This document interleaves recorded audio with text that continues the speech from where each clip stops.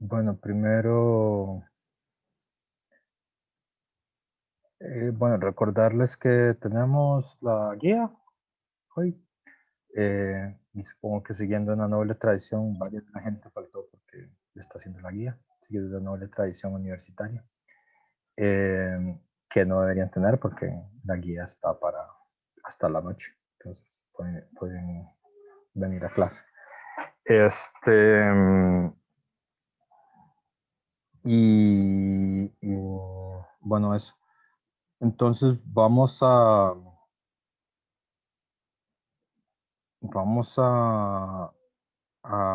continuar donde quedamos en la exposición, que estábamos terminando de ver las ideas estas de, mm, de Sion Machado y Raúl Sibeki, ¿verdad? Sobre cambiar el mundo desde arriba. ¿Qué son toques?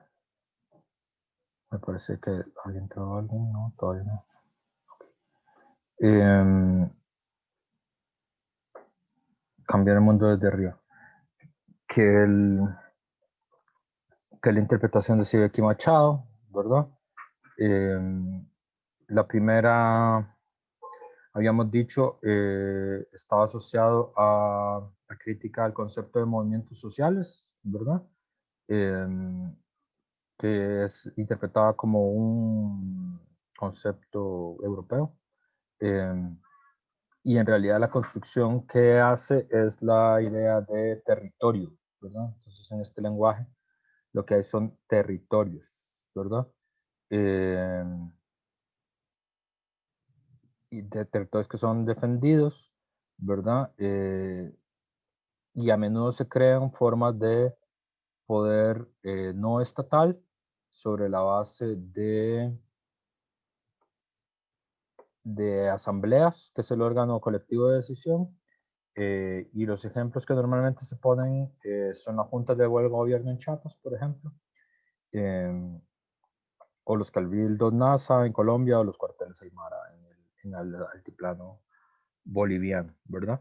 Eh, entonces, no es un sistema de demandas hacia el Estado, sino que es un sistema de negación del Estado, ¿verdad? Básicamente.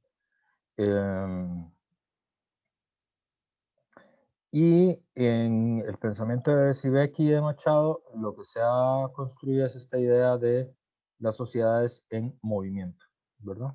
Como forma de entender lo que pasa en América Latina y que remite al conjunto de relaciones sociales diferentes a las hegemónicas y que constituyen un mundo otro en movimiento. En el doble sentido de resistir el modelo político, económico, social, pero a la vez en un proceso de creación de un mundo nuevo a partir de esas relaciones sociales territorializadas. En este sentido, buena parte de su trabajo consiste en mostrar la existencia de relaciones sociales no capitalistas entre los oprimidos, pero también en visibilizar cómo los movimientos son portadores de un mundo nuevo. ¿Verdad? Entonces, en esta interpretación de la lucha política, no hay sociedad de transición, sino que hay una inmediata construcción de una nueva sociedad a partir eh, del territorio, ¿verdad? Eh, entonces,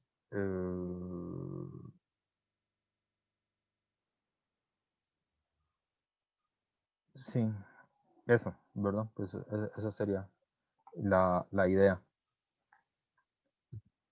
Entonces, territorio, esta es la definición, este es el concepto. No es, dice, con manifestaciones ni con declaraciones, por más masivas que sean, como se crea el socialismo, sino con prácticas sociales en espacios concretos. Territorios en resistencia, que son a la vez los espacios de lo nuevo que van haciendo. Entonces, el territorio es, en primer término, una liberación de un espacio físico que puede ser que ya además de por sí no tuviera mucha presencia del Estado, de sobre todo las fuerzas del orden. Es un echar a las fuerzas del orden de ese lugar. Que pueden ser fuerzas del orden legales o pueden ser fuerzas del orden extralegales, ¿verdad? O sea, pueden ser el ejército o pueden ser los paramilitares, dependiendo. Y a partir de ahí hay una construcción de prácticas que forman nuevas instituciones, ¿verdad? Escuelas, no sé, comercios, ejércitos. Esa es la idea, ¿verdad? Hay una aceptación que lo territorial no alcanza, ¿verdad? Poniendo un ejemplo, qué sé yo, es obvio que lo que está ocurriendo hoy en el país no quedaría calificado eh, dentro de la tradición autonomista, porque es una tradición más bien de demandas hacia el Estado. Pero digamos que hubiera gente que tuviera la misma mirada que Decio Machado, lo primero sería, no sé, construir el territorio autónomo de Aguasarcas, no sé, de Grecia, ¿verdad? Y sobre la base de que la policía no pueda entrar a ese territorio, se empieza a construir, digamos, una forma de poder distinta al estatal, ¿verdad? Eso es importante, ¿verdad? Porque primero hay autonomía territorial que tiene que ver con quién puede mandar en un territorio, a quién se le hace caso en un territorio, ¿verdad? Y que eso es muy importante porque normalmente en un territorio no le hace caso a la policía, ¿verdad? Cuando el territorio ha sido, digamos, liberado de policías, entonces se puede ejercer una especie de autonomía territorial sobre él y a partir de ahí se pueden asegurar la sobrevivencia material, es decir, cosas para comer, cosas para dormir, cosas para guarecerse. Y luego de ahí la construcción de una red de sistemas de salud, de educación y de vivienda y alimentación para todos. Esa es la apuesta, ¿verdad? Por eso es que los caracoles zapatistas son los que siempre aparecen como ejemplos, ¿verdad? De este tipo de modelo, ¿verdad? Aquí habría que aceptar, ¿verdad? Que es una cosa que podríamos discutir con Decio, que Decio nos va a visitar el jueves, ¿verdad? Que es uno de los autores del libro de Cambiar el Mundo desde Arriba. Eh, la tesis de la autonomía territorial como, como coliga, digamos, cómo se puede entender si nosotros siempre hemos considerado que el control del territorio es el control del territorio en todo el Estado, ¿verdad? Es decir, cómo puede haber autonomía territorial si el Estado sigue existiendo, ¿verdad? Pero bueno, eso es una de las discusiones que hay, ¿verdad? En el terreno del, del socialismo contemporáneo, ¿verdad? Eh, un segundo, está entrando todavía más gente.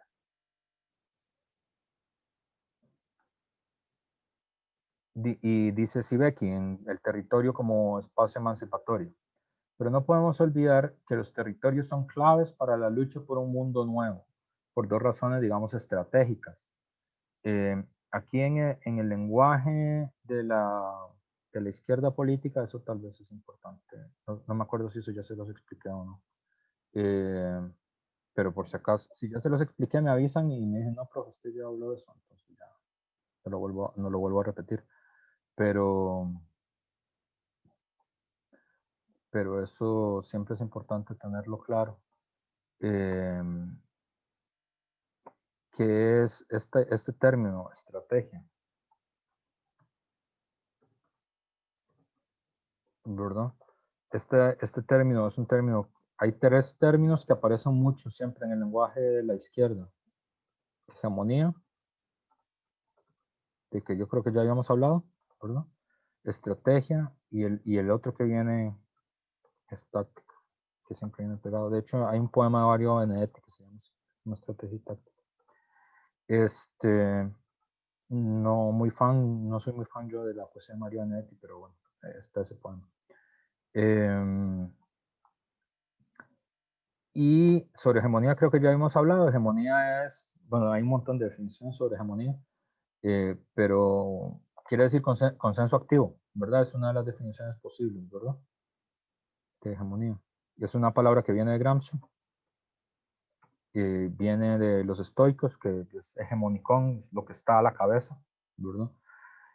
Por ejemplo, en el país es bastante claro que hay una crisis en la hegemonía del gobierno, ¿verdad? Es decir, el gobierno no es capaz de presentar sus intereses como si fueran los intereses de todo el mundo, ¿verdad?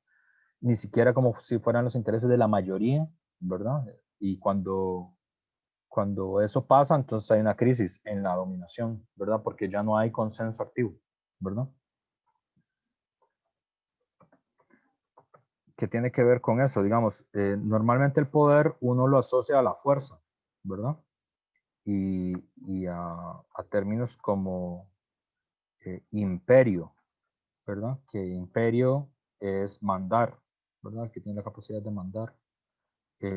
O dictadura, que es el que tiene la capacidad de dictar las cosas, ¿verdad?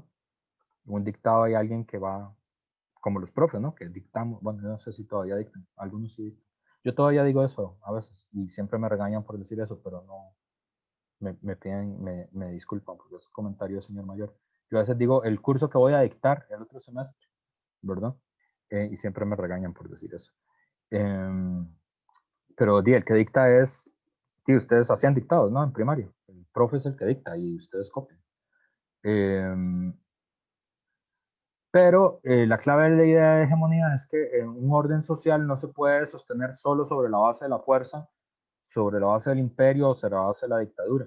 De hecho, que en las sociedades modernas, la mayor parte del tiempo, la dominación no es la fuerza, no es la dictadura y no es el imperio, sino que hay un fenómeno de, y esto es una, por lo menos a mí me parece que de las cosas más interesantes de la historia del pensamiento marxista, del pensamiento de izquierda, del pensamiento socialista, que es la explicación de por qué, si los ricos y los poderosos son una minoría, ¿por qué gobiernan? Si son una minoría, ¿verdad?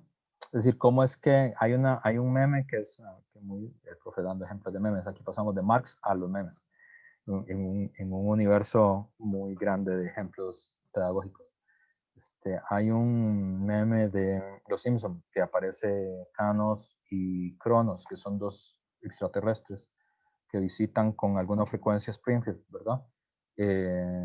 Y hay una parte, que es un meme, de Canos, sí, creo que es. No sé, bueno, los dos son iguales, de alguno de los dos. Que dicen, yo no entiendo por qué, si los pobres son la mayoría, ¿por qué nada más no se comen a los ricos? ¿Verdad? Porque son más. Eh, entonces, ese razonamiento está muy bien, es una muy buena pregunta, ¿verdad? Pero lo importante es que no sucede, no sucede, ¿verdad? Y la pregunta es, ¿verdad? ¿Cómo gobierna la clase gobernante? Eh, ¿Cómo gobierna la clase gobernante?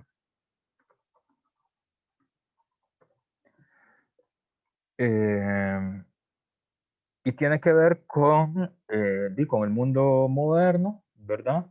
Eh, que es un mundo muy desigual, muy notablemente desigual, eh, y sin embargo, esa desigualdad no evita que el orden social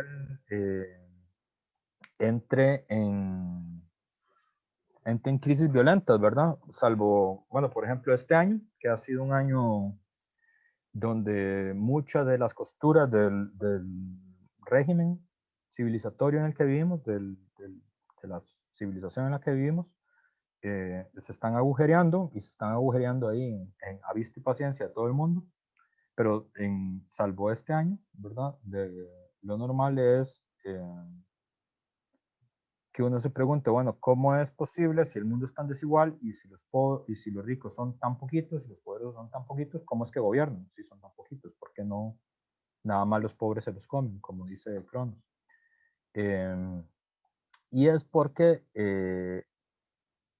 las formas sociales anteriores al capitalismo eran formas de dominación que eran más brutales, pero eran más sencillas también, ¿verdad? Es decir, las relaciones de esclavitud y las relaciones de servidumbre y señorío eran relaciones de dependencia personal, ¿verdad? Es decir, uno dependía personalmente del señor o del amo, ¿verdad? En cambio, nosotros tenemos, eh, y, y además, y por eso es que la mejor ideología para explicar el mundo social en el medievo es por mucho la religión cristiana, ¿verdad? Y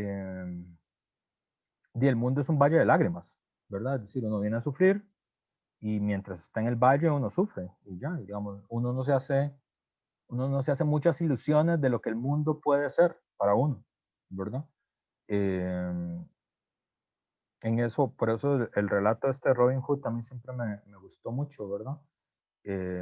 Porque de ahí en Robin Hood la dominación, que es una novela del siglo XII, está inspirada como el siglo XII, ¿verdad? Bueno, es una leyenda histórica, ¿verdad? Que, que hay una novela que se llama Ivanhoe que reproduce la leyenda histórica. Y a mí me parece muy interesante porque es el siglo XII y ahí no hay forma de hacerse ilusiones con la opresión. Es decir, llega un tipo, cada fin de mes llega un tipo con 2 tipos armados, llega a tu casa y se lleva el 10% de lo que tenés. ¿Verdad? Es decir, no hay ilusiones mucho ahí. Es decir, la opresión es muy transparente.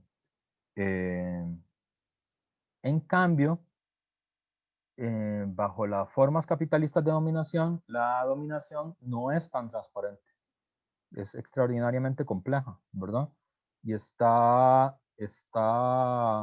recubierta sobre muchas capas de ilusiones, ¿verdad? Ilusiones reales, ilusiones que tienen un efecto en la vida social real, y ilusiones, en el sentido de fantasías, ¿verdad? Y entonces, en ese sentido, el capitalismo necesita no solo fuerza, que la tiene, ¿verdad? Capacidad de mando, que lo tiene, sino que necesita consenso activo. Es decir, necesita que los dominados acepten esa dominación y digan, sí, esto está bien, esto es lo que procede, ¿verdad? No solo lo que procede, sino que además es lo que más me conviene a mí, ¿verdad? Lo que más me sirve a mí. Y eso es un proceso difícil de entender y de producir, y hay todo un debate muy interesante sobre cómo es que eso ocurre, ¿verdad? Eh, José, ibas a decir algo. Sí, digamos, por ejemplo, una de las ilusiones que se puede, digamos, evidenciar en el capitalismo es como la del trabajo voluntario, por decirlo así.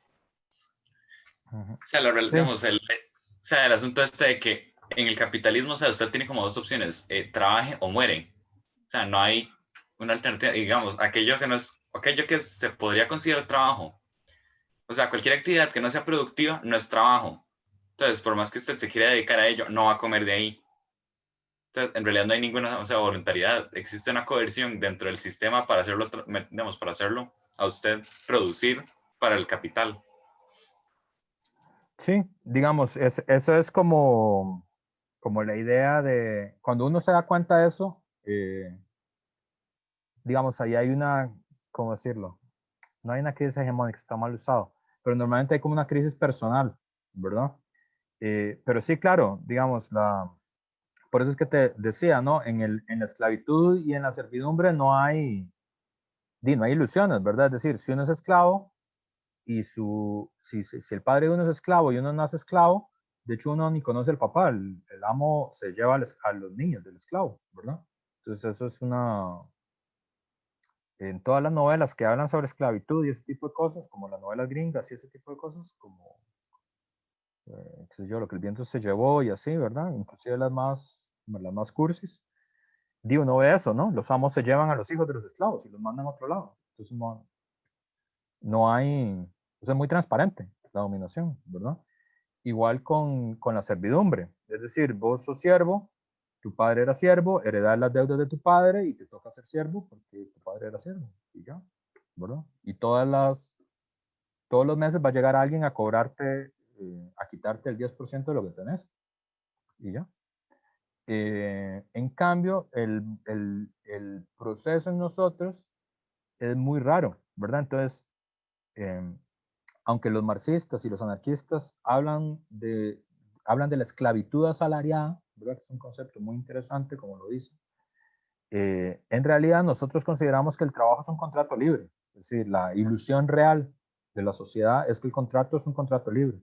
Por eso es que cada algún rato, cuando uno se queja del trabajo o cuando intenta organizar una protesta, por ejemplo, o una huelga o algo así, siempre hay alguien que le dice, bueno, pero si no le gusta su trabajo, ¿por qué no se va? Es decir, si nadie lo obliga a estar ahí, ¿verdad? Entonces, ese tipo de argumento tiene sentido en el mundo moderno. Es decir, hay gente que lo dice, ustedes lo han oído varias veces, y hay muchas personas que les parece que es verdad. Es decir, si no le gusta su trabajo, por qué no busca uno mejor? ¿Verdad? ¿Para qué se queja? Si se queja, mejor, si no le gusta ese, busque otro, ¿verdad? O sea, nadie está atado de por vida a un trabajo. Y es verdad, nadie está atado de por vida. Formalmente es así, ¿verdad? No realmente, sino formalmente. Entonces, ese paso de lo real a lo formal es la clave donde la hegemonía aparece, ¿verdad? Y, perdón, James, tienes la mano subida, ¿te vas a decir algo? Sí, profe. Sí, yo quería comentar, digamos, con el término de hegemonía y también de legitimidad, digamos, lo que está pasando fuera de la ciudad o de la gran ciudad, de la CAM, que es que las fuerzas del orden, o sea, la institución policial ya no tiene legitimidad alguna, digamos, o sea, tal vez la gran parte de las personas no les ven como decir, defensores de los intereses de la clase burguesa, pero ya sí les quedó claro que simplemente si tienen que volarles garrote para no perder su trabajo, aunque estén muriéndose de hambre, la policía lo va a hacer. Entonces ya hay como, o sea, ya es un enfrentamiento directo donde no hay ninguna confianza en la institución policial. Y lo otro de la voluntariedad digamos, de las decisiones, creo que hace un año usted nos decía como que, que si yo agarro y le tiro un zapato a alguien, y todo el mundo va a decir, por qué hizo eso?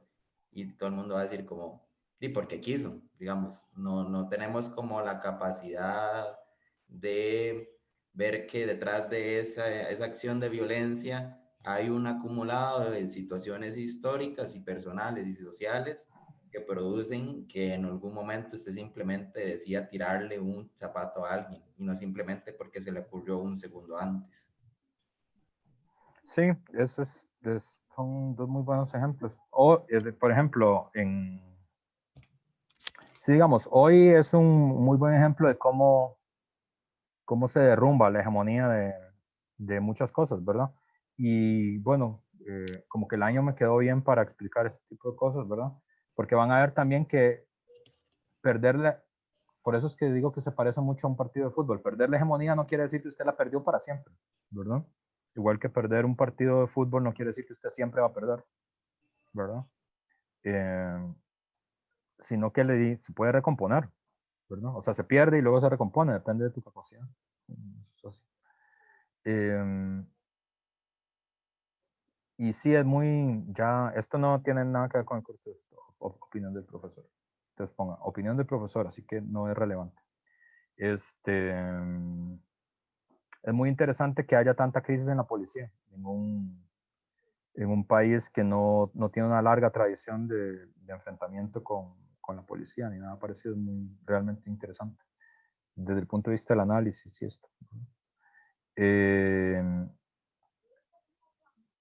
Y ya, pero estoy desviándome de lo que quería decir acá, que es estrategia y táctica. ¿Qué es eso? ¿Verdad? Esos términos son venidos del lenguaje de la ciencia militar, ¿verdad? Entonces, ahí como curiosamente el ejército, sea, el ejército, la policía y el deporte usa como el mismo lenguaje, ¿verdad? Entonces, estrategia es la ciencia de la victoria. Y táctica son las operaciones aisladas en pequeños terrenos.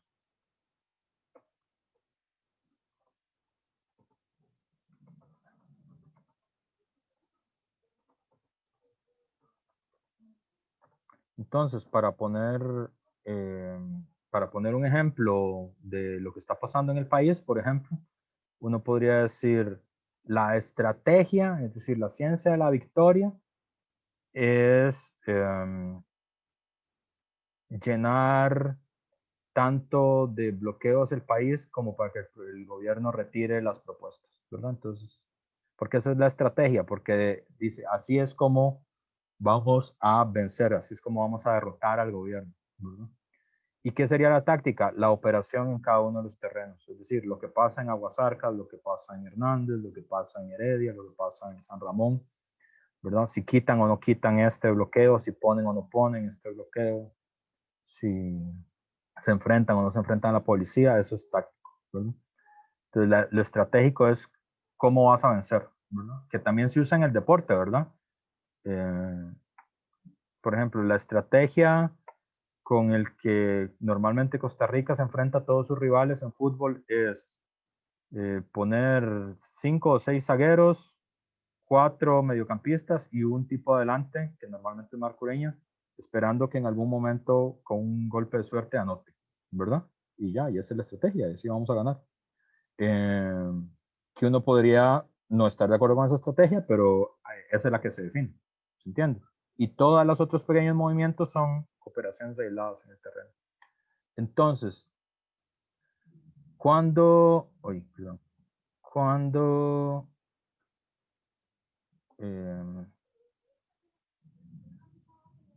si Becky dice que es una razón estratégica, quiere decir, esto tiene que ver con cómo concebimos que va a ser posible la victoria, ¿verdad? Que eso siempre es un poco confuso, ¿verdad? Porque una estrategia es la forma, el plan con el que se traza para vencer, ¿verdad? Esa es la estrategia. Y las tácticas están enlazadas con la estrategia, es decir, tienen que ser coherentes con la estrategia, ¿verdad? Pero aunque haya una estrategia y haya una táctica, aún así no quiere decir que usted venció, porque eso depende de la lucha, ¿verdad? En eso se parece un partido de fútbol, ¿verdad? O sea, es una buena metáfora el fútbol, la política y la guerra, en ese sentido. ¿Verdad? Porque usted puede tener un plan, pues puede haber estudiado el rival. No sé si ustedes hacían deportes competitivos alguna vez en su vida, pero como fútbol o voleibol o básquetbol. Pero uno hace eso, ¿no? Estudia al rival, lo conoce, sabe cuáles son las debilidades, sabe cuáles son las fortalezas, desarrolla un plan para intentar vencerlo. Ese plan implica que cada quien haga el determinado trabajo, ¿verdad? Por ejemplo, el zaguero central tiene que hacer la patada de blande, ¿verdad? Que es pegarle al jugador más habilidoso del otro equipo a los primeros 4 minutos para que no pueda seguir jugando. Que es como juegan los uruguayos, ¿verdad? Gran estrategia, por cierto. Gran táctica sería en ese caso. Pero aún así, igual puedes perder porque es una lucha, ¿verdad? El enemigo también te conoce, también tiene su estrategia para vencerte, también tiene sus tácticas, ¿verdad? Y a veces ni siquiera es que uno gana y otro pierde, a veces se empata. O sea, hay una situación donde las fuerzas son tan equilibradas que ninguno de los dos gana, ¿verdad? Entonces, si eso es así en los deportes competitivos, es así en la política y es así en la ciencia del ejército, ¿verdad? Nada más que esa palabra viene del ejército y se usa mucho en la política, ¿verdad? Y sobre todo en la política socialista se usa mucho esa distinción entre estrategia y táctica, ¿verdad? Entonces hay algunas diferencias que son estratégicas y hay otras diferencias que son tácticas, ¿verdad? En este caso, si ve que está hablando de estratégicas, ¿verdad? que dice, se trata de crear espacios donde podamos garantizar la vida de los de abajo, en todas sus multifacéticas dimensiones, porque la acumulación por despojo o guerra, que es el principal modo de acumulación del capitalismo actual, ha convertido los movimientos territoriales en el núcleo de la resistencia. La mutación del capitalismo que conocemos como neoliberalismo es la guerra contra la vida, ¿verdad? Entonces, ¿por qué le dice razón estratégica? Porque hay una definición estratégica del enemigo. En realidad, el neoliberalismo es una guerra contra la vida, ¿verdad? Esa es la definición. Y dentro de esa guerra contra la vida, el territorio es la forma estratégica en la que se le enfrenta, ¿verdad? ¿Por qué? Porque es la única que permite la vida desde abajo, ¿verdad? En todas sus multifacéticas dimensiones, ¿verdad? Entonces, ahí hay una definición estratégica y hay definiciones tácticas, ¿verdad? Sigue, ok. Para él hay esto es una cosa que está inspirada en Quijano, los que han llevado conmigo Historia del Pensamiento Costarricense, o lo están llevando actualmente, el autor les es familiar porque ya lo hemos tratado, pero digamos, para él hay esto es una idea que comparten Siveki y Machado, hay una heterogeneidad radical entre Europa y América Latina, ¿verdad? En el sentido de que Europa y Norteamérica son sociedades relativamente homogéneas, ¿verdad? En el que el control del trabajo se concreta básicamente a través del asalariamiento, ¿verdad? Pero en América Latina, esta es la tesis de Quijano que comparte Siveki, en realidad no hay solo asalariamiento, sino que hay formas muy abigarradas, muy mezcladas de control del trabajo. Hay trabajo esclavo todavía en América Latina y hay mucho del trabajo que se hace en el campo es trabajo esclavo todavía, ¿verdad? Trabajo infantil. De hecho, curiosamente, hay más esclavos hoy en el mundo que cuando la esclavitud era legal, ¿verdad? O sea, ahora es ilegal, no se puede hacer, pero hay más esclavos ahora que cuando era legal tener esclavos. La servidumbre personal, que son las relaciones de dependencia personal, ¿verdad? La reciprocidad, que son relaciones directas no salariales, ¿verdad? Que tiene que ver con dónde hay sistemas de reciprocidad. En el Alto, en Bolivia, en algunas comunidades costarricenses puede ser que haya también relaciones de reciprocidad. Creo que en Guanacaste tal vez puede haber algo así.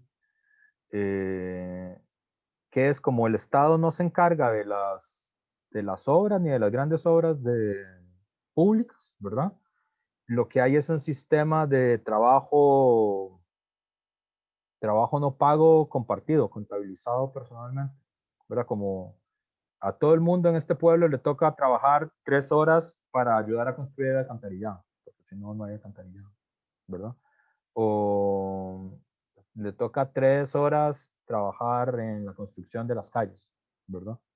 Y es recíproco, porque me toca a mí, pero también le toca a Valentina, también le toca a Carolina, también le toca a Ana, ¿verdad? Todo el mundo le toca un rato, pero no hay pago, no es asalariado, ¿verdad? Es el sistema de reciprocidad. O cuando es en las tierras, hay tierras que son colectivas, eso por ejemplo en Bolivia y en Perú todavía hay tierras que son algunas colectivas y otras son personales. Entonces, el pueblo se organiza para que uno tenga un horario de trabajo que no es pagado en las tierras colectivas y también puede haber intercambio entre vecinos. Hay un tiempo en el que a mí me toca trabajar en tu finca y a mí un tiempo que a vos te toca trabajar en la mía, ¿verdad? Y eso está contabilizado sin forma dineraria, ¿verdad? Nosotros, el trabajo en el fondo es una contabilidad del tiempo, ¿verdad? Esa es una de las tesis de Marx y es una de las tesis una de las tesis que representó literariamente Robinson Crusoe, ¿verdad? Por eso es que para Robinson Crusoe es tan importante tener el reloj, ¿verdad? Porque lo que está haciendo es contabilizando las horas de trabajo. Y, y hay bueno, el ejemplo que voy a poner no es el mejor ejemplo porque el país tiene 24% de desempleo y como 35% entre jóvenes, o sea, muy alto. pero digamos, no es el mejor ejemplo el que voy a poner, pero para que intenten entender. Hoy en día es probablemente que nadie rechace un trabajo, porque el desempleo es muy alto en el país, entonces uno va a trabajar en lo que haya. Pero cuando hay más mercado de trabajo, uno puede decidir a veces no agarrar un trabajo, ¿verdad? ¿Y cómo es que uno decide eso? O sea, ¿qué es lo que le pasa en la cabeza a uno cuando uno hace eso? Uno hace como una contabilidad súper veloz de las horas de trabajo. Uno más o menos calcula cuánto trabajo tiene que hacer, cuánto tiene que calcular, cuánto dinero va a recibir por eso, y si ese dinero puede ser un equivalente de todo el otro tiempo de trabajo que usted necesita para seguir sobreviviendo. Y ese cálculo uno lo hace como, no es un cálculo matemático, obviamente, no es que uno suma y resta, alguna gente suma y resta, pero es más o menos un cálculo como social que uno hace. No dice, no vale la pena hacer eso, ¿verdad? O sea, eso está por debajo del límite social y moral que es aceptable para mí hacerlo, ¿verdad? ¿Y qué es ese límite social y moral que es aceptable para mí hacerlo? Es una contabilidad de horas de trabajo, ¿verdad? La sociedad tiene eso. Uno sabe cuánto vale la hora de trabajo de las personas, ¿verdad? Y uno más o menos sabe cuánto es lo que le deberían pagar a uno en horas de trabajo, ¿verdad? Evidentemente ese límite es móvil, no es un límite físico, no es un límite, o sea, está jurídicamente establecido, hay un salario mínimo de todos los oficios, pero es un límite formal. Entonces, si hay mucho desempleo, la gente normalmente acepta trabajar por menos. Si hay mucho empleo o hay muy poca mano de obra en ese trabajo, entonces la gente puede rechazar trabajo, ¿verdad? Pero eso es un poco la idea. Pero la reciprocidad, pero eso nosotros lo hacemos con el dinero, ¿verdad? Entonces uno le dicen, le voy a dar tanto porque haga esto. Y muy rápidamente uno dice, no vale la pena. No quiero, ¿verdad? O sí, ¿verdad? Sí quiero, porque quiere decir, sí, ya, yo hice en mi mente como la conexión entre dinero y tiempo de trabajo. En la reciprocidad está eso, pero sin el dinero. Uno dice, más o menos, si yo hago 1 hora ordeñando la vaca de Carolina, más o menos es lo mismo que 2 horas en el maizal de Valentina. Tiene que ser más o menos lo mismo, ¿verdad? Y entonces ya estamos, we are even, ¿no? Estamos parejos, nadie le debe a nadie, ¿verdad? Si Valentina solo hace 1 hora en el maizal y Carolina hizo 1 hora con la vaca, Carolina le va a reclamar, ¿verdad? Y le va a decir, hey, ¿usted qué? Usted está debiendo horas, ¿verdad? Y normalmente la comunidad presiona para que usted lo logre. Lo más interesante, en contra de lo que dicen los liberales, que consideran que el asalariamiento es la única forma en la que el trabajo humano podría estar organizado, el sistema de reciprocidad funciona. Lo que pasa es que es muy precario, pero funciona. O sea, la gente respeta el sistema de reciprocidad. La gente no falta a las jornadas que le tocaron. Eso es muy interesante. Sobre todo si uno tiene, eso yo con amigos bolivianos lo discutía mucho, a mí me costaba mucho entenderlo, porque también está muy anclado en las prácticas indígenas. Tiene que ver mucho con la tradición de propiedad comunitaria indígena. Entonces, cuando vino el levantamiento del 2005, cuando cae Carlos Mesa en Bolivia, ¿verdad? 3 años antes de que Evo Morales gane las elecciones, hay una insurrección y cae el gobierno de Mesa, y el corazón de ese levantamiento fue en el Alto, en Bolivia. Y yo en ese momento estaba en la universidad y lo seguí mucho y salía mucho en la prensa y me parecía todo muy interesante, ¿verdad? Y había como, digamos, desde Costa Rica, que siempre ha sido un país como muy estable políticamente, a veces no, como en estas semanas, uno decía, no, pero es que ahí discutiendo con café en el pretil, ¿verdad? O con cerveza en el 88, lo que viniera mejor. Decía, no, pero es que los bolivianos sí participan mucho, en cambio nosotros no, y qué mal, y ahí uno se quejaba amargamente. Y luego, cuando uno conoció bolivianos reales, no los bolivianos que están en la imaginación de uno, lo que le explicaban a uno es que, por ejemplo, en el Alto y en Bolivia, mucho del trabajo y mucha de la vida en el Alto es trabajo de reciprocidad. Es decir, como el Estado no les garantiza nada, primero porque es un Estado mendigo, y es un Estado muy pobre, es un Estado del tercer mundo, y además es un Estado racista. Entonces, cuando hay recursos, en el último lugar donde van a invertir es donde hay indígenas, entonces las cosas que hay es porque las construyeron entre ellos, ¿verdad? O sea, el alcantarillado, las calles, ¿no? Las reclusas, la escuela, el comedor, y eso necesita un sistema de reciprocidad. Entonces, las manifestaciones son iguales. Eso es lo que yo no entendía.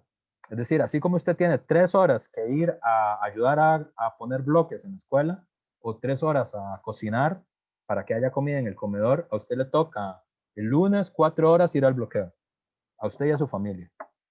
Y usted sabe que le tocan 4 horas, y usted va y se queda 4 horas, ¿verdad? Y nadie se le ocurre no ir, ¿verdad?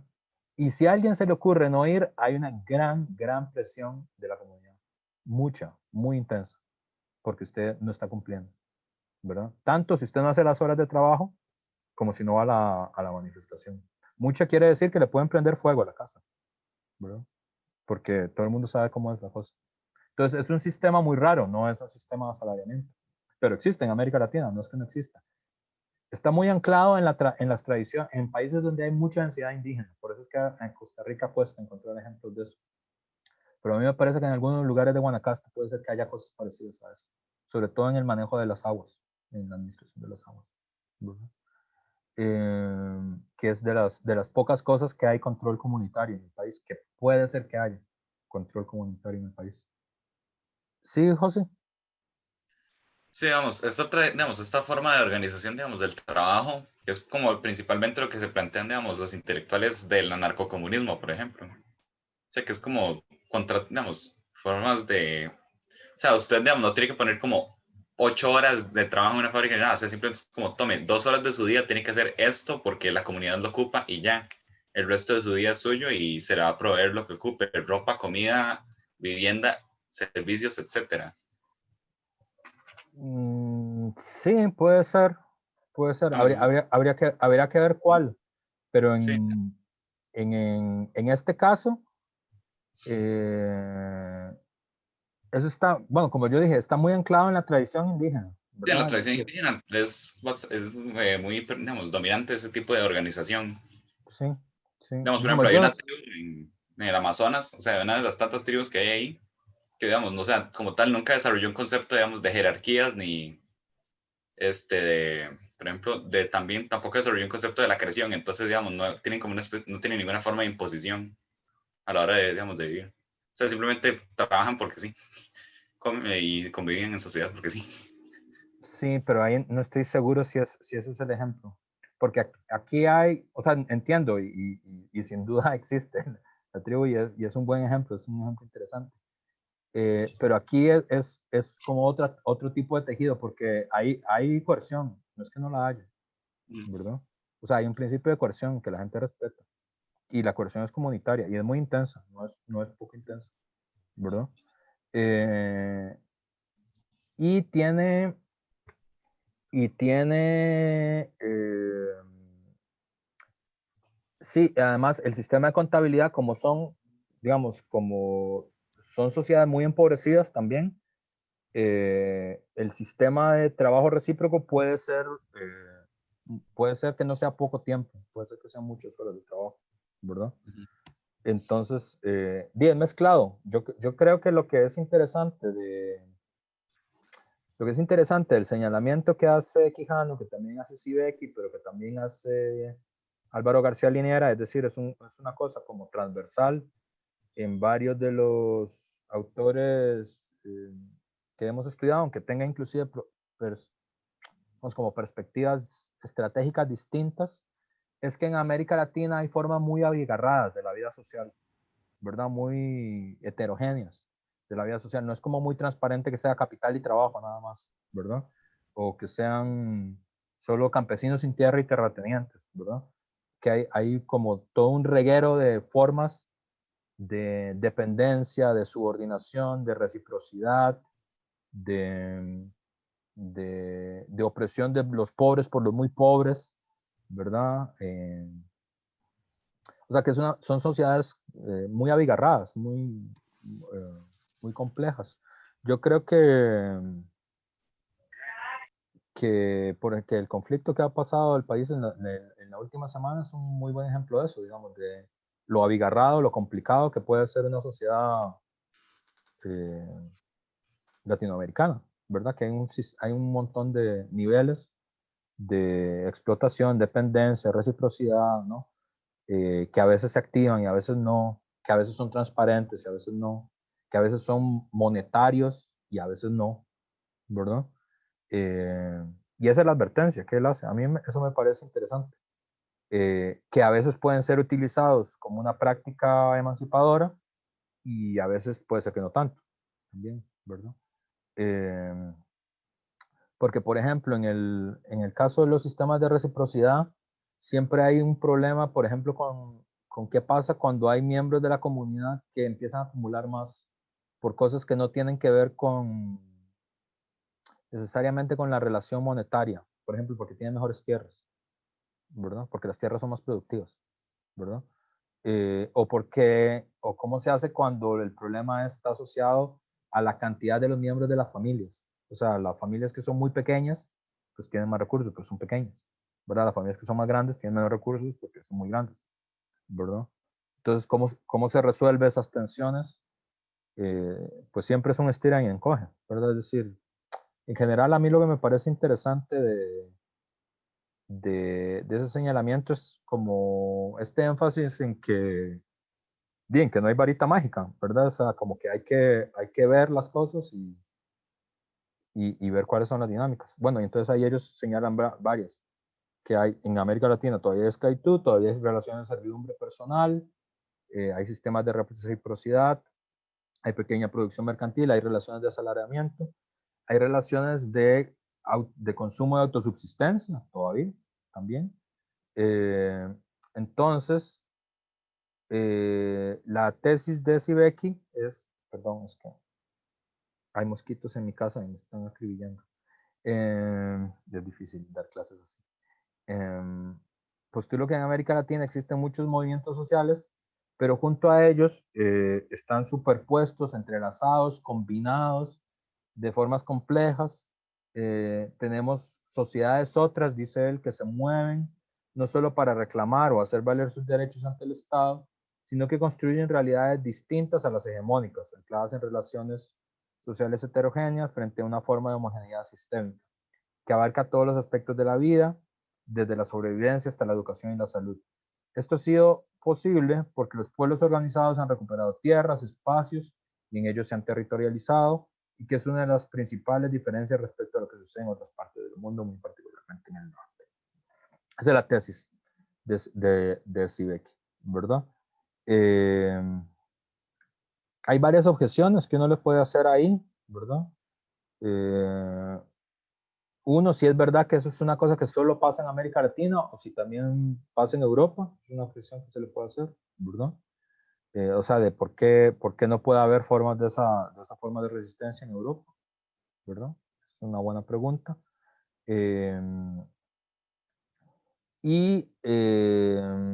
Hay una pregunta porque también, o por lo menos, bueno, probablemente cuando hablemos con Decio yo se lo preguntaré, aunque ya se lo he preguntado en otras ocasiones. Yo siempre he creído que no necesariamente abigarrado quiere decir móvil, ¿verdad? Es decir, que algo sea abigarrado, que sea complejo, no quiere decir que se mueva con facilidad, ¿verdad? Solo quiere decir que es enredado, ¿verdad? Y que está como trabado uno sobre otro, que es difícil diferenciar una cosa de la otra. Pero no necesariamente quiere decir que sea fácil de mover, ¿verdad?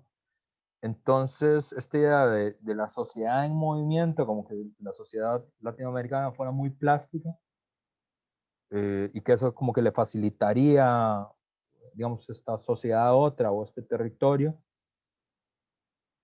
no sé, no estoy tan seguro.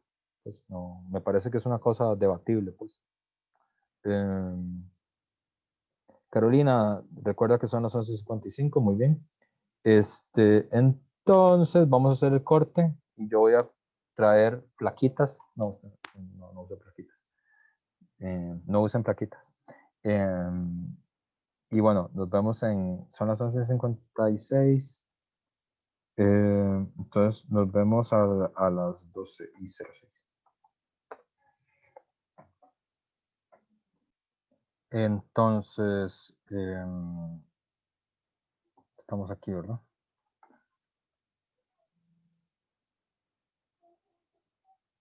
Hay una idea muy importante en estos autores, en la idea de que les parece un estereotipo de la idea de los pueblos o las movilizaciones como dirigidos desde afuera, ¿verdad? Que bueno, también esta semana se ve mucho en la prensa, en los comentarios más o menos convencionales de la prensa, de la universidad y eso, en la idea de que la gente en realidad está siendo manipulada por alguien, ¿verdad? Manipulada por algún caudillo o orientada por algún caudillo, es decir, la idea de la protesta como una expresión negativa, digamos, como una expresión negativa en el sentido marcusiano del término, o sea, como un ya basta en relación con sus condiciones, no es, siempre es puesto en tela de juicio, y siempre hay como una defensa ahí de que hay siempre un principio de agencia, inclusive en las movilizaciones más espontáneas, ¿verdad? Pero en general, esta mirada sobre el mundo es antivanguardista, ¿verdad? O sea, está en contra de la mirada que tienen tanto los partidos comunistas como también como las organizaciones trotskistas en relación que las movilizaciones tienen distintos, ¿cómo decirlo? Que hay una jerarquía que se impone en las movilizaciones que tiene que ver con una especie de capital militante acumulado, ¿verdad? Y que tiende a ser muy importante en las movilizaciones. O sea que siempre al final hay una vanguardia, hay una dirección de algún tipo, ¿verdad? Aquí hay una idea como que no, como que hay un principio de agencia más fuerte.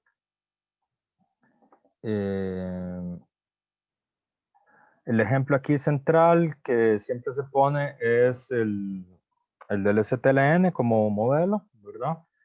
Que inicia con un levantamiento en el año 94,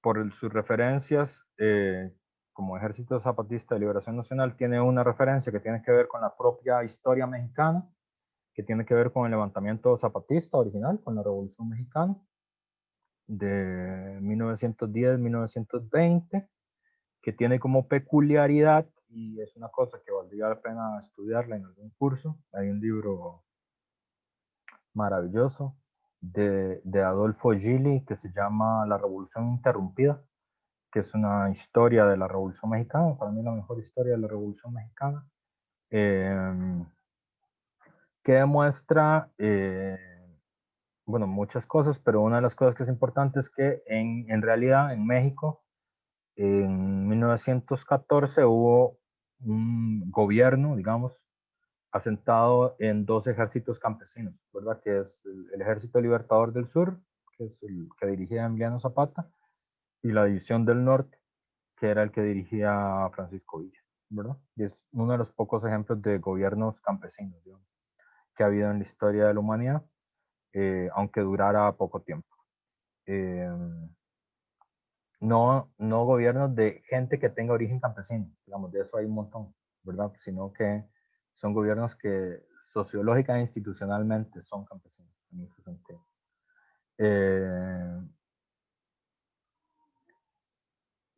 Y eso es zapatista, y el Liberación Nacional, que es que esto es parte de las confusiones que siempre ocurren en Costa Rica, porque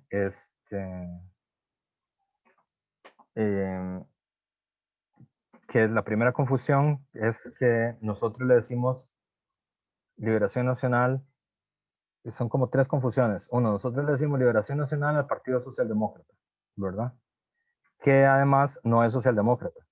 Entonces, ahí hay dos confusiones, ¿verdad? Entonces, uno, que nosotros Liberación Nacional lo asociamos a un partido de la élite, digamos un partido burgués convencional, y además le decimos que es socialdemócrata, que no es socialdemócrata, eso está súper demostrado. y súper estudiado, pero muy poco leído, ¿verdad? Y además, entonces, Liberación Nacional, a nosotros nos suena Liberación Nacional, que tiene que ver con la historia nacional de nuestro país, pero Liberación Nacional es como el santo y la seña, ¿verdad? Como sí, el signo, ¿verdad? El santo y la seña, el reconocimiento del castroguevarismo, ¿verdad? O sea, de la Revolución Cubana. Porque los ejércitos de liberación nacional son sobre todo los que están identificados con la orientación de Guevara en los años 60, ¿verdad? Entonces está el Ejército de Liberación Nacional, el Frente Sandinista de Liberación Nacional, el Farabundo Martí para la Liberación Nacional. Son organizaciones originalmente salidas de la mirada sobre la transformación social que tenía Ernesto Guevara, ¿verdad? Entonces ahí hay como dos referentes de su nombre, ¿verdad? Y lo que hay, sus documentos teóricos y programáticos, lo que hay son declaraciones, ¿verdad? Entonces hay 6 declaraciones, que eso también es una tradición que viene de la Revolución Cubana, ¿verdad? Porque los documentos programáticos más importantes de la Revolución Cubana son la primera declaración de La Habana y sobre todo la segunda declaración de La Habana del año 62, que son donde uno puede ver con más claridad como cuál es la concepción, digamos, que tienen los autores sobre la transformación revolucionaria, sobre qué papel juega, cuáles son las fuerzas sociales, cuáles son las consignas, cuál es el programa, ¿verdad? Entonces, en Cuba hubo dos famosas, la primera y la segunda declaración de La Habana, y el STLN sigue como esa tradición, ¿verdad? Entonces hay 6 declaraciones de la selva lacandona. También tiene un elemento que es interesante dentro de esto, que es el sur de México, ¿verdad? Y está basado en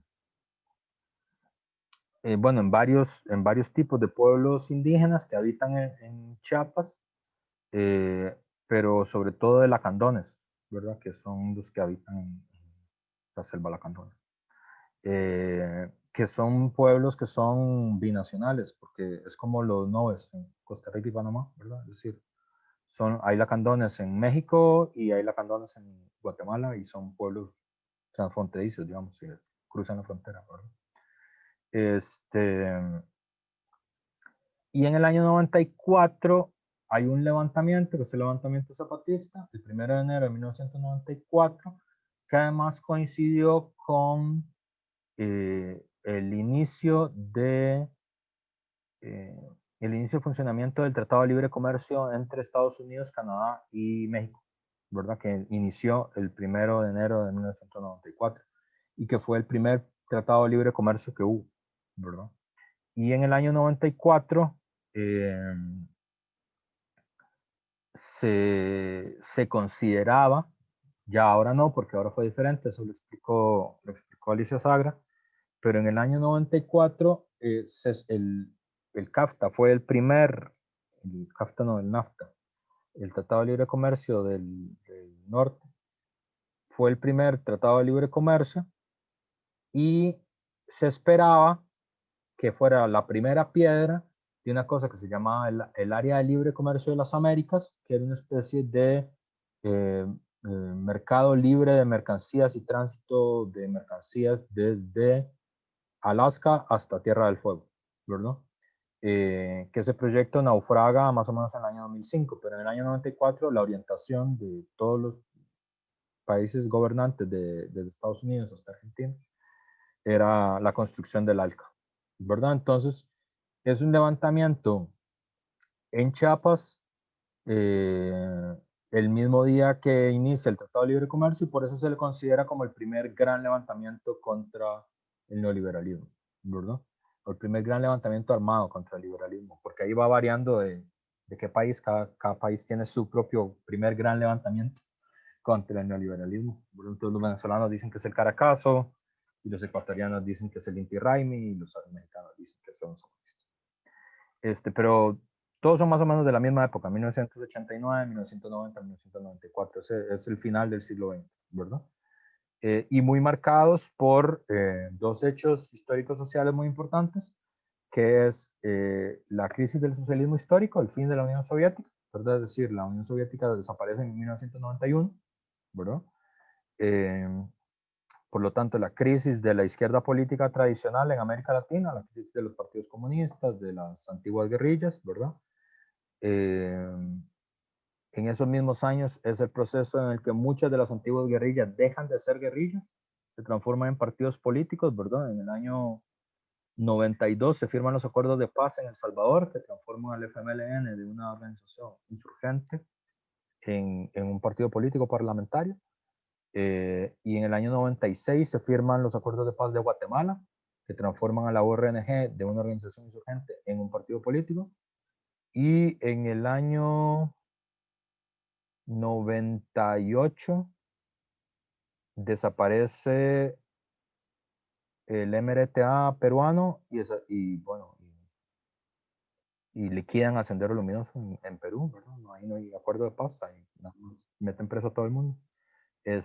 Y luego hay una comisión de verdad en Perú.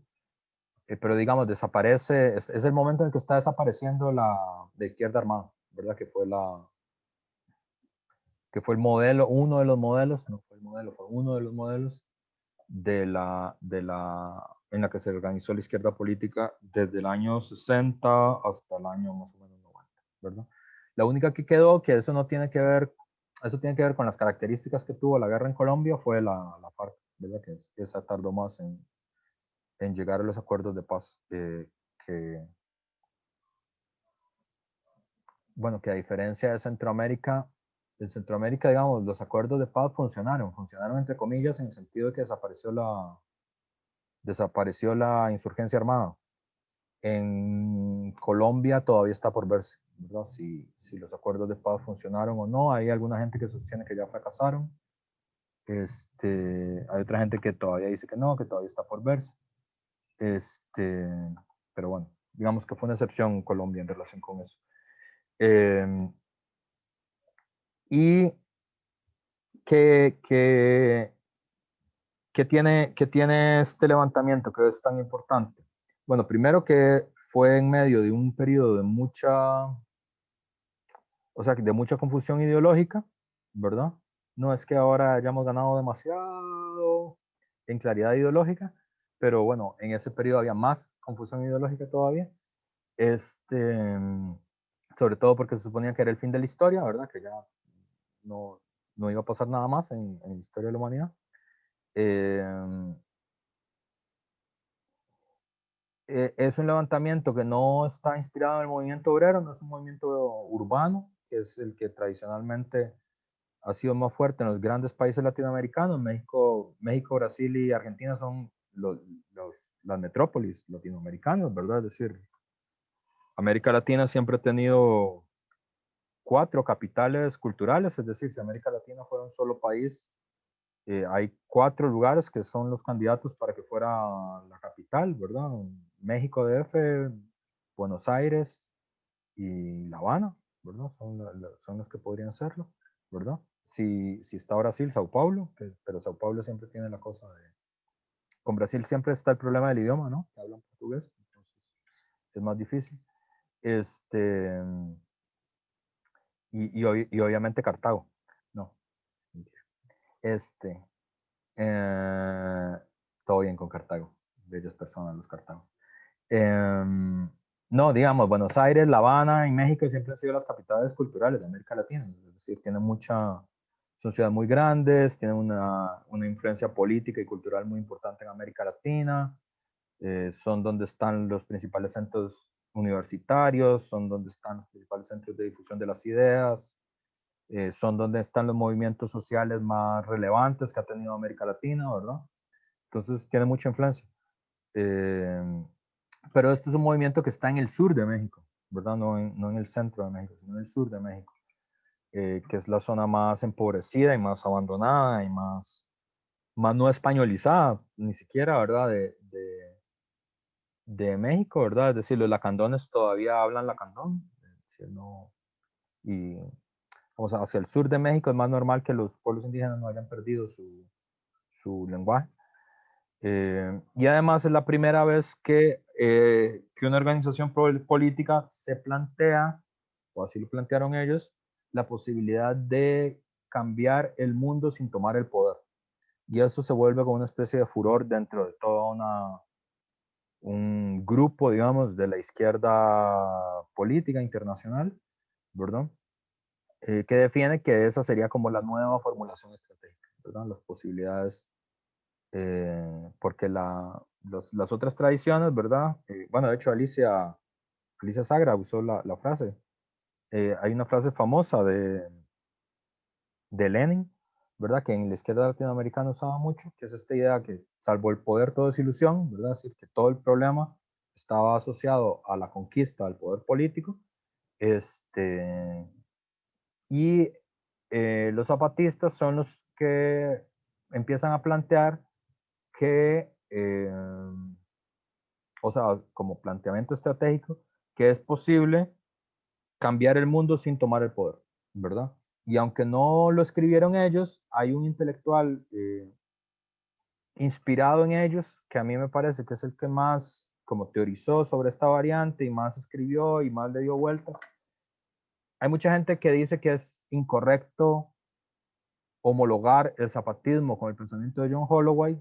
Yo creo que ahí tienen un punto, que igual también podría ser incorrecto homologar, digamos, la revolución bolivariana con lo que opina Marta Harnecker, puede ser, pero sí, en mi opinión, hay autores que tienen la capacidad como de síntesis, de expresar como más transparentemente cuál es la teorización y cuál es la concepción de lo que está pasando, ¿verdad?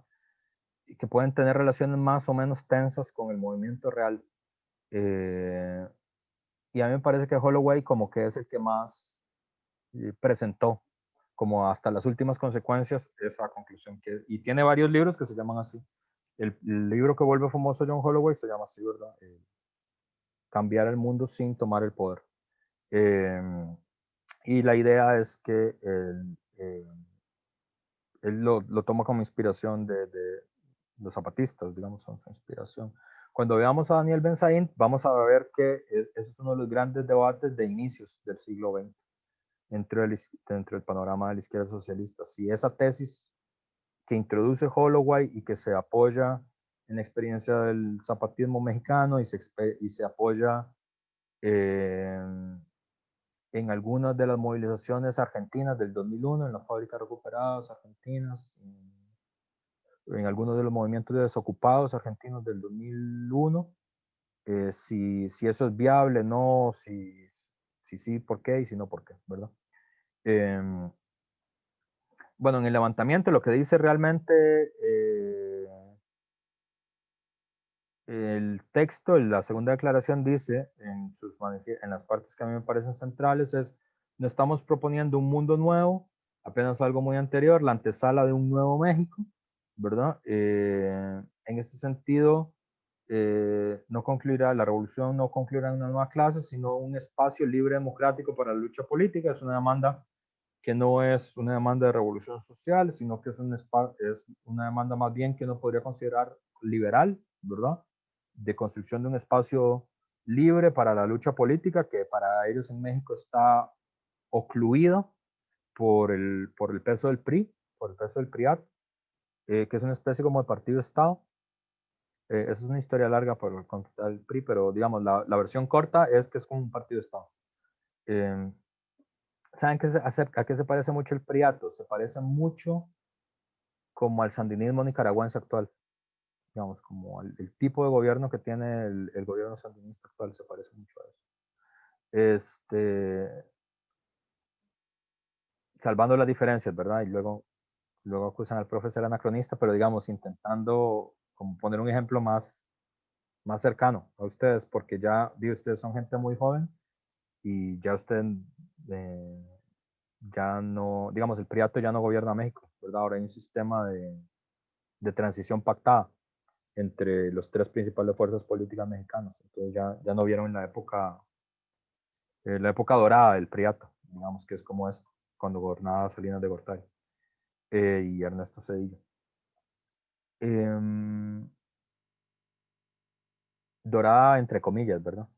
Em, y bueno, dice, y una nueva política cuya base no sea la confrontación entre organizaciones políticas entre sí, sino la confrontación de sus propuestas políticas con las distintas clases sociales, pues dentro pues del apoyo real de esta dependerá la titularidad del poder político y su ejercicio, ¿verdad? Y los plebiscitos como forma de confrontación, poder, partido, político, nación. Es muy interesante porque si ustedes se fijan, en realidad en la segunda declaración de la Candona, las demandas son demandas que más bien uno asociaría como al liberalismo político tradicional, ¿verdad? Es decir, es un espacio libre para la lucha política, un espacio libre de confrontaciones, que sea real, que sea competitivo, ¿verdad? Que le permita a la gente entender las propuestas políticas de los distintos sectores y el plebiscito como una forma de rotación, de confrontación del poder y del partido, ¿verdad? Aquí todavía la idea de construir una especie de democracia radical sobre la base de formas como el referéndum o el plebiscito o el mandato revocatorio, ¿verdad? Estaban muy centradas, eran como muy importantes, porque en el año 94, esto también hay que contarles como historia de señor mayor, siempre me siento muy señor mayor cuando cuento estas cosas. En el año 94 el bipartidismo existía en todos los países de América Latina. Es decir, ustedes ya viven, todos ustedes viven en sociedades post-bipartidistas, ya no existe bipartidismo en América Latina en ninguna parte, ¿verdad? Existen dictaduras, existen sistemas de 6 partidos o de sistemas de Costa Rica, no sé, sistemas de 7 partidos y 14 independientes, que es como el de nosotros, ¿verdad?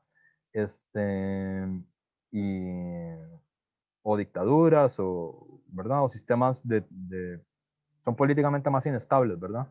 De bloques transversales, como en Argentina. Pero en el año 94, que recién habían pasado 10 años de transición democrática, desde que se habían ido las dictaduras, todo el sistema político latinoamericano era bipartidista, todo, ¿verdad? Honduras, Costa Rica, Colombia, Venezuela, Brasil, Argentina, todos eran bipartidistas, ¿verdad? Y que era más o menos todo igual, ¿verdad? Era un partido demócrata cristiano fuerte y un partido socialdemócrata, entre comillas, fuerte, y se transitaban ahí. De hecho, en el caso de Venezuela, además, había una cosa que se llamaba la transición pactada, que estaba pactado. ¿Cómo era la transición? Era un año ellos, un año los otros, un año ellos, un año los otros. Eso estaba escrito constitucionalmente. Eh, entonces, aquí, digamos, todavía las ideas de que las elecciones podían ser, o sea, aunque había una crítica al sistema electoral, había una idea de que las formas plebiscitarias o las formas de referéndum podían ayudar a hacer como una democracia más participativa, ¿verdad? Ya luego, cuando ese tipo de mecanismos quedaron incorporados en las constituciones ecuatorianas, en la constitución venezolana y, ¿qué les digo quién más le incorporó? Venezuela, Colombia y Ecuador y Bolivia. Venezuela, Bolivia y Ecuador. Ya se ha puesto más en tela de juicio si esos mecanismos son de verdad mecanismos que amplían la democracia o si son mecanismos que reducen la democracia. O sea, si el sistema de plebiscito y de referéndum de verdad puede ayudar a, digamos, a que la democracia institucional sea más democrática. Pero en 94 eso parecía obvio para todo el mundo. Ahora, pues no es tan obvio. Sí, James. Pero sí, no, como comentar que, digamos, la posición de Holloway es compartida también por Franz Hinkelamer. De hecho, estaba viendo aquí en Las inauditas pretensiones del capitalismo. eh, sí, o sea, básicamente lo que citando a Holloway, lo que dice es como que o sea, la vía revolucionaria, como al estilo de la revolución rusa, ahorita no es factible, pero no sé, como que lo orienta en un sentido como muy utopista, donde, o sea, no sé, todo el mundo se va a poner de acuerdo porque quiere vivir mejor y todos vamos a ser muy empáticos y la burguesía se va a quedar de brazos cruzados viendo cómo les dejamos de generar sus ganancias y lo vamos a lograr sin represión, ¿verdad? Entonces, me parece que es como algo muy pacifista que de fijo no va a pasar, o sea, aunque nos pusiéramos todos de acuerdo para dejar de mantener el mercado, digamos, nos van a reprimir, digamos, a menos que sea todo el mundo, pero eso va a ser muy complicado. Entonces, negar, digamos, no sé, la transición revolucionaria, digamos, no sé, de la destrucción del Estado burgués, me parece como que muy utópico, así como construir comunas donde todo el mundo se abrace, como los hippies, yo no creo que vaya a suceder, la verdad. Bueno, di uno, oye, sorry, ya. Carolina, ¿pediste la palabra? Dale. Yo tengo una pregunta que está como relacionada a esto, pero también relacionado en general como a los debates que hemos visto, porque o sea, es mucho esta cosa como de, sí, ese es un debate, ¿qué tal cosa o qué tal otra? Yo lo que veo es que como que todos los debates están como pretty much como presentes todavía, ¿no? Hasta cierto punto. Entonces, ahora que James decía eso, que tiene como todo el sentido del mundo, o sea, no es como que uno pueda nada más como, ya no voy a comprar cosas y todos estamos de acuerdo y como que las cosas van a suceder de forma como tranquila y como smooth y pacífica. Pero para mí, como toda esta idea como de va la revolución, vamos, como tampoco tiene sentido. Como que siento que en este contexto, en el punto en el que estamos, yo no sé, o sea, como qué tan sostenible realmente sería a largo plazo ese tipo de proceso. Y algo importante que usted mencionó, creo que fue la clase pasada, de que es muy probable que, digamos, cuando es esta como una revolución de asalto y es un grupo y como que lleva a cabo algo por los intereses del pueblo, ¿qué pasa cuando el pueblo, cuando los intereses del pueblo no son realmente como los intereses que el grupo cree que son mejores para el pueblo? Y tal vez eso lo serían a largo plazo, pero el pueblo quiere como irse de vacaciones y como comprar un tele nuevo, porque ya, de nuevo, como es, o sea, como que ya se ha es esto de la hegemonía, ¿no? Como que ya como que se ha condicionado el deseo un poco ahí también. Mi pregunta es como, ¿qué hay como a nivel teórico? O sea, viendo todo esto y viendo como que, hey, esto no es sostenible y no tiene sentido, pero hey, esto como que tampoco, ¿qué se ha dicho como que, o sea, quiero saber si se ha hecho alguna propuesta que no sea ninguna de estas dos, porque o sea, francamente yo no, como que no veo una salida. Entonces, no sé, quería saber como qué se ha dicho recientemente como respecto a formas como de hacer cambios que no sean estos dos como, no polos opuestos, sino como estos dos enfoques que acabo de mencionar, porque es como, no sé. Okay. Entiendo. Pero ¿ya, Caro? Ay, sí, ya. Ok. No, en realidad son tres enfoques, no son dos, ¿verdad? Es decir, está el enfoque como más Marta Harnecker, ¿verdad? Está el enfoque más como el de Alicia o el de Martín, y está este otro enfoque, ¿verdad? Y en realidad, y bueno, y la otra cosa que me parece muy interesante que lo digas y que bueno, eso también hace parte de la idea del panorama del socialismo contemporáneo, es que sí, esos debates están todos en curso, entonces es muy difícil, o sea, es más fácil resolver el debate, no sé, el debate entre Descartes y Gassendi del siglo XVI, porque eso ya pasó. Entonces, con distancia suficiente, uno puede decir, no, ese debate está saldado, ¿verdad? Aquí es más difícil porque es un debate abierto, ¿verdad? Y las fuerzas que están planteando eso son fuerzas actuantes. Y todos esos dilemas como que siguen abiertos. Y yo, primero, bueno, no hay, ahí lo único que te puedo decir es, lo que yo opino, ¿verdad? Entonces, esto es lo que opina el profesor. Entonces, probablemente es mentira. Y bueno, en relación con el problema del consumo y la colonización del deseo y todo eso, ahí ha habido varias respuestas, ¿verdad? Hay una que es como la respuesta chavista, ¿verdad? Que es la idea, hay una batalla cultural que dar y eso se puede hacer solo si uno tiene medios de comunicación activos que le recuerden a uno que la base como axiológica de la sociedad tiene que ser la solidaridad, la cooperación, todo ese tipo de cosas. Hay otra mirada que yo creo que es probablemente más como la Bessie Becky, que es no, porque en realidad los valores se desprenden de las prácticas.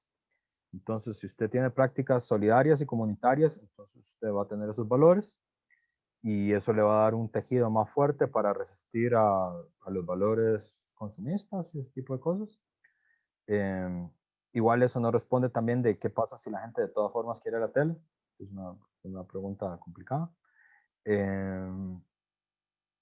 Y en relación con el problema de la política y la representación, ese problema a mí me parece que no va a desaparecer nunca, mientras haya estado, es decir, ahí no hay fórmula, porque, porque tiene que ver con que la fuente de cualquier transformación y cualquier cambio es la acción directa del pueblo y de los sectores populares, es el fundamento de la vida política moderna. Pero, porque justamente antes no se creía eso, ¿verdad? En cambio, en el mundo moderno, gracias a la Revolución Francesa, entre otras cosas, nosotros creemos que las cosas pueden ser cambiadas, ¿verdad? Salvo que hubiera una involución civilizatoria y ya no creyéramos más eso, sino que lo que hay son jerarquías naturales, como creíamos antes, pero no sé, no me parece que eso vaya a ocurrir. Siempre queda abierto el problema del cambio, entonces hay distintas respuestas. Hay gente que sostiene que no hay forma posible de representar a los sectores movilizados, tienen que ser directamente ellos en todo momento.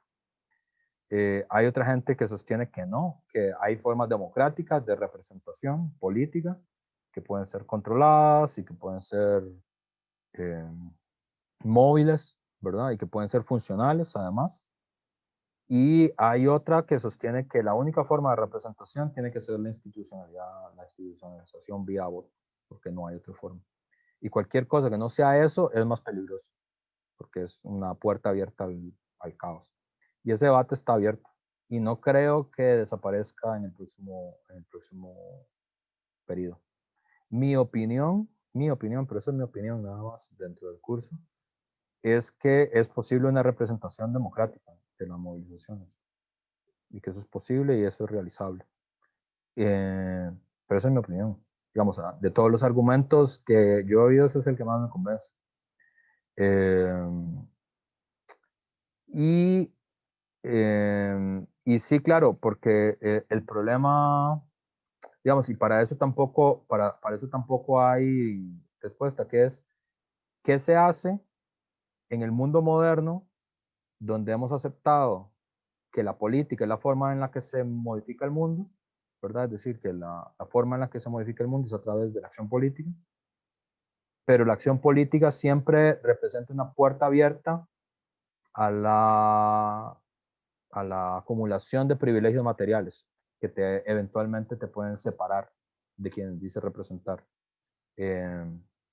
¿Cómo se resuelve eso? También es un debate abierto en este tiempo, ¿verdad?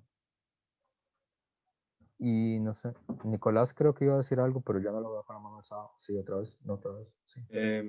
Es que estaba viendo, sí, desde ya la conversación, que si se está hablando de formas de efectuar cambio revolucionario, es un debate que, como usted dijo, no se va a cerrar pronto, pero en mi opinión nunca se va a cerrar, solo porque la situación de cada territorio o país es tan diferente que no se puede llegar a un punto específico de cómo se deberían efectuar las cosas. Por ejemplo, el sistema descentralizado y autónomo de los zapatistas es de un territorio en el que viven como 300.000 personas y está bastante anclado en las tradiciones de los pueblos originarios ahí.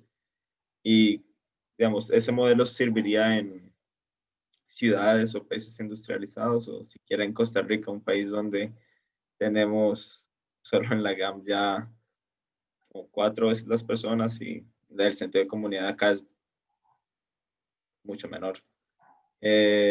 O tampoco una lucha de guerrillas contra el PAC, como se intentó efectuar hace un año o dos.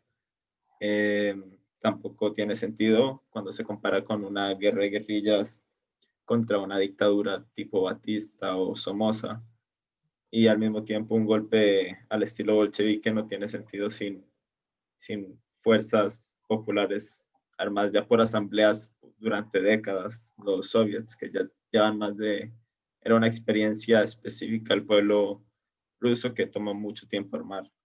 Entonces, depende mucho del país y no creo que es un debate que jamás se cerraría. Sí, eso tiene todo el sentido del mundo y es exactamente lo que yo pienso. De hecho, yo estuve muy de acuerdo con Alicia, ahora no recuerdo exactamente todo lo que dijo, pero como que recuerdo que lo que dijo tuvo sentido para mí. Yo he pensado exactamente como, o sea, muy parecido a Nicolás. El problema es como que quería saber si tenía como la posibilidad de no tener como que verlo de esa manera, porque es como, o sea, no sé, es como para ir a tirársele un bus o algo, porque, o sea, siento como que no hay como forma. Sí, di, como, bueno, es un curso panorámico siempre, ¿verdad? Y es un problema, o sea, ya más hablando en general, este es un año en el mundo y en el país donde es como muy clara, muy transparente, muy en primer plano como el tipo de crisis civilizatoria que hay en curso de la civilización capitalista. Entonces, obviamente uno como que quisiera que le dijeran, esta es la receta, así se cura esta cosa. Y yo creo que las cosas se pueden curar, pero digamos, más que una receta, uno debería pensar como en idea de fuerza, ¿no? Creo que es la forma más correcta de pensarlo. O sea, como hay cosas que lo pueden orientar a uno, ¿verdad? Que uno dice, esto es lo que parece que tiene más sentido. Y, y muchas de las cosas es ver y analizar, no sé. Es decir, como que no hay, digamos, en eso lo que dice Sibeki tiene sentido, que es, aunque hay un fenómeno global, digamos, de hegemonía mundial, que está asociado a la dominación global del capital y a los procesos de globalización del trabajo y de la fuerza de trabajo. Entonces es un fenómeno mundial y sin duda lo es. También cada país tiene sus formas específicas del Estado, de la forma en la que se lucha, de las tradiciones locales, de lo que la gente entiende que es luchar, ¿verdad? De las diferencias entre lo que la gente entiende que es luchar y lo que tiene en su cabeza, ¿verdad? Entonces eso siempre es como muy abierto, me parece. Lo que decía Lenin, que a mí siempre me gustó, es una frase que siempre me gustó, me parecía muy llamativa, muy interesante, que es, Lenin citaba a Bonaparte, a Napoleón Bonaparte en eso, que él decía, lo que decía Bonaparte es, lo primero es elegir una buena lucha y luego veremos, ¿verdad? Como que lo primero que hay que hacer es comprometerse a una pelea de verdad, o sea, como estar comprometido, ¿verdad? En una pelea y luego ver, ¿verdad?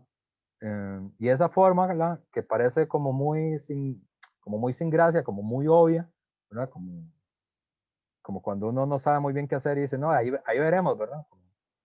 Como si uno no sabe cómo responder la guía del curso y dice, no, ahí vamos viendo, ¿verdad? Parece como una forma como muy irresponsable, ¿verdad? En un primer momento, pero en realidad, como colocada en un marco más comprensivo, más amplio, tiene sentido, en ese sentido de que, digamos, no hay,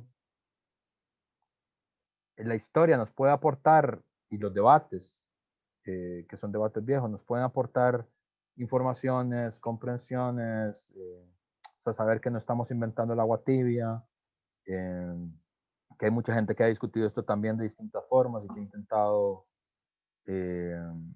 resolverlo mejor o peor, que uno puede hacer una valoración racional, comprensiva, de qué cosa es mejor o peor dentro de las cosas, pero también cada lucha es un poco única, ¿verdad? En el sentido bueno del término, no en el sentido incomprensivo del término. En el sentido de que cada lucha es una forma específica en la que hay una relación de fuerzas, una relación con el Estado. Entonces, di que tiene que ver mucho, por ejemplo, con lo que está pasando hoy en el país. O sea, ¿qué va a pasar? Hay que comprometerse y ver qué pasa, ¿verdad? Y luego seguir. No sé, ¿qué otra cosa puede decir uno? Es lo único que yo diría. Y eso. Bueno, son las 12:51. Voy a concluir por acá. Bueno, sí, voy a concluir por acá. Y ya la otra clase, que es el jueves, vamos